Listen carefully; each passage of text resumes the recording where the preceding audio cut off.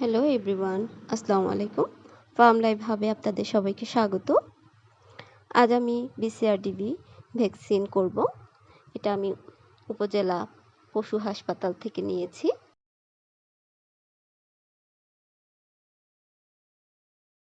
আর এটার মেয়াদও আছে।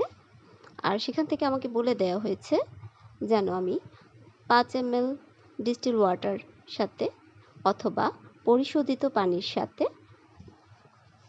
ভ্যাকসিনটা গুলিয়ে নিই। তো আমি 5 ml নিয়ে নিলাম এবং ড্রপারে 3 ml রেখে 2 ml এর সাথে আমি ভ্যাকসিনটা গুলিয়ে নিলাম। আর ভ্যাকসিন যেহেতু এটা লাইভ ভ্যাকসিন, এটাকে খুব বেশি নাড়াচাড়া করা যাবে না। আমি আলতো হাতেই সেটাকে মিলিয়ে নিয়েছি, আপনারা দেখতেই পাবেন। আর ভ্যাকসিন ভালো আছে কিনা সেটা বোঝার উপায় হলো, সেটা যখন আপনারা পুশ করবেন ভ্যাকসিনের মধ্যে, সেটা নিচ থেকেই পানি টেনে নেবে। তো আমারটাও নিচ থেকে পানি টেনে নিয়েছে। আমি সাধারণত দেশি মুরগি আমার অল্প ভ্যাকসিনটা ভালো আছে, প্রতিবারে ফুটিয়ে থাকি। তো আমি এমন করে বাচ্চা ছানা ফোটাই যাতে করে আমি এক পরতের বাচ্চাকে যে প্রথমবারের ভ্যাকসিন করাতে পারি এবং অন্য পরতের বাচ্চাদেরকে যাতে দ্বিতীয়বারের মতো বুস্টার ডোজটা দিতে পারি। এতে করে আমার ভ্যাকসিনটা নষ্ট হয় না, সবটাই কাজে লেগে যায়। আর ভ্যাকসিন না করালে মুরগির মৃত্যু হার খুব বেশি হয়ে যায়। আমার ইতিপূর্বে অনেকগুলো ছানাই মারা গেছে। তো আমি এবার সেজন্য ভ্যাকসিনের প্রতি মনোযোগী হয়েছি। রেজাল্ট আশা করি আপনারা দেখতে পাবেন, আমার সাথেই থাকবেন।